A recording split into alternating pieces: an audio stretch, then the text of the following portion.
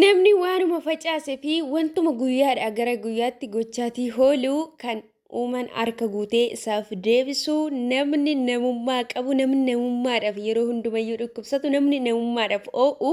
yeroo hundumayyuu jechuudha wanta godhe tokko guyyaa tokko jechuudha deebi'ee akka fudhatu shakkii hin qabu jechuudha raachee namni wallaaltan hin jirtu jedhee yaadu raachee nama hundumatu beeka nama akkamii akka ta'e seenaa akkamii akka dabarse namni wallaale hin jira jedhee yaadu oromoon gaafa mammaaku nama dhukkubsateetu dhukkuba namaa namaaf hubataa jedha amma dhukkubsannetti dhukkuba namaallee namaa fi beekutii hin danda'anii jechuudha. Ashamaa harka fuunee hordoftoota koo nagaa waaqayyo isiniif haa baay'atu akkam jirtu nagaa keessanii annagaadha isiniin jedha hara kan dhuftan baga nagaan dhuftanii akkasuma immoo jalqaba kaatanii hanga hammatti jechuudha yaada keessan naa qooduudhaan na jajjabeessa viidiyoo koo laayik gochuudhaan sheer gochuudhaan kallattii hundumaan iyyuu jechuudha na gorsuudhaan dogoggora jirullee natti himuudhaan kan na wajjin turtanii guddaa galatoomaadha ammallee jechuudha na jajjabeessuun keessanii itti fufuu isiniin jedha obboloota koo obboleessa koo raachee jechuudha yeroo hedduu nama jireenya koo keessatti hedduu dinqisiifadhudha jechuudha garuu ol baasee waa'ee isaatirraa dubbadhee hin beeku jechuudha maaliif namni tokko gaafa waan gaarii hojjete ol baasanii dinqisiifachuun badii miti jechuudha gaarummaadha malee maaliif gaafa namni waan tokko balleesse bakka inni gaarii godhetti dhiisnee balleessaa isaa bakka mudaasaa irrina isaa qofa ol baasuutii hin qabnu gaafa namni gaarii godhes nama galateeffachuu nama jajjabeessuun aadaa keenya nuuf haa ta'u jechuuti barbaada akkuma beekamu suura raachetii fi akkasuma dubartii araba taate kana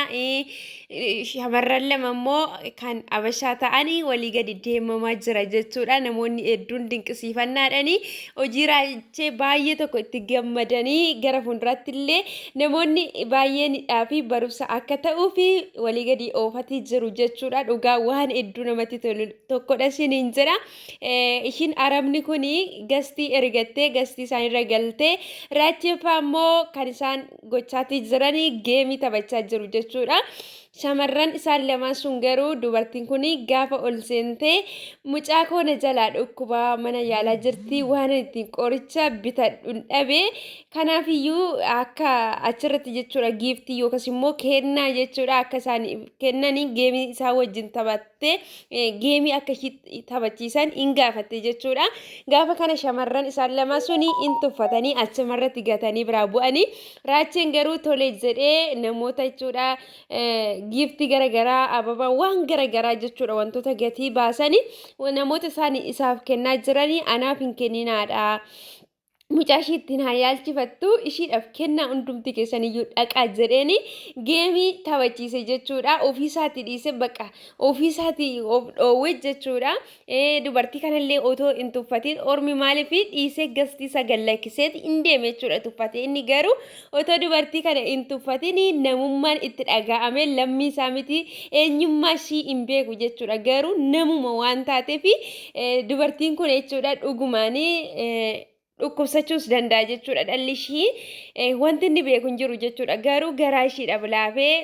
mucaa konna yaalaa dhukkubsachaa jira ittiin qoricha bitadhaa gaafa ishiin jettuuni tole jedheeni geemii kana taphachiisee namoota kennaa garagaraa giiftii isa jedhamu afaan ingiliffaatiin kennanii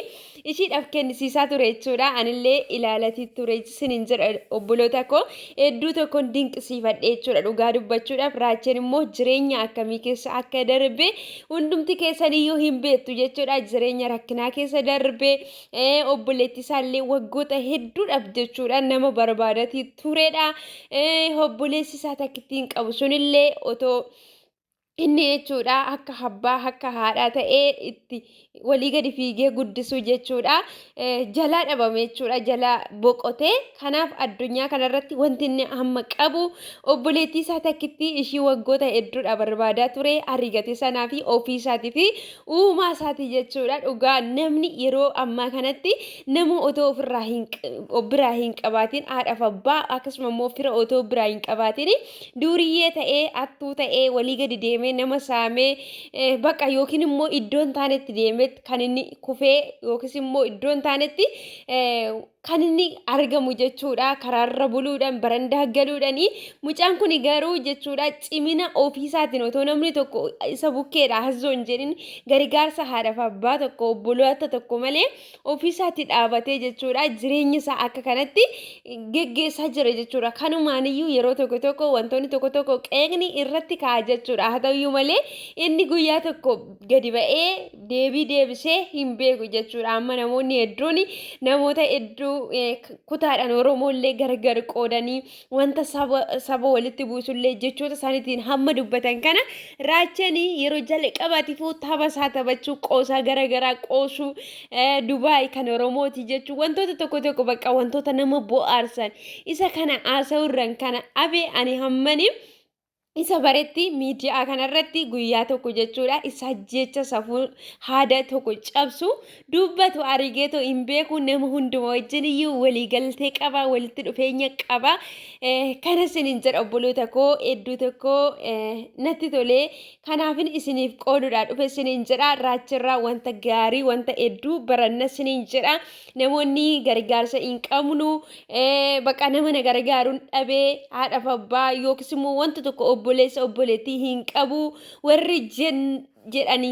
jennu yoo jiraannillee Raajeen akkamitti kobaasaa abbaa haadha obboleettii ofii ta'ee cimee hamma jechuudha qixa eenyumaayyuu dhaabachaati akka jiru qixa eenyumaayyuu ba'ee galaa akka jiru jechuudha iddoonni oolmaasaa namoota kakkabajamoo namoota jajjaboo wajjin jechuudha namoota mul'ata gaggaarii qaba wajjin hoolaa akka jiru jechuudha ofiisaatii fi ofitti iddoo kennee tooyi isa kanarraa barachuutii dandeenya warri jechuudha kallattii garagaraatiin dhukkubsachaallee kan jirtan namallee biraa kan dhabdani Raacheedhaan laalatoo jireenya inni dabarse jechuudha waggaa lamaan dura kanaan dura dabarsee ture seenaa jireenya isaa waan ta'eef iyyuu seenaa jireenya isaa isa inni akka fiilmitti hojjete sanallee jechuudha dhaqaatoo irra deebi'aatoo ilaalatoo jireenya Raachirraa baradhaatoo jajjabaadhaa abdillee hin kutinaa isiniin jedhaa namni mul'ata qabaannan iddoo kamiyyuu hin ga'a. Kanaafiyyuu mul'ata dhabuutu nama gaditti nama hambisa malee namni mul'ata qabu nama yoo qabaates nama yoo qabaachuu baates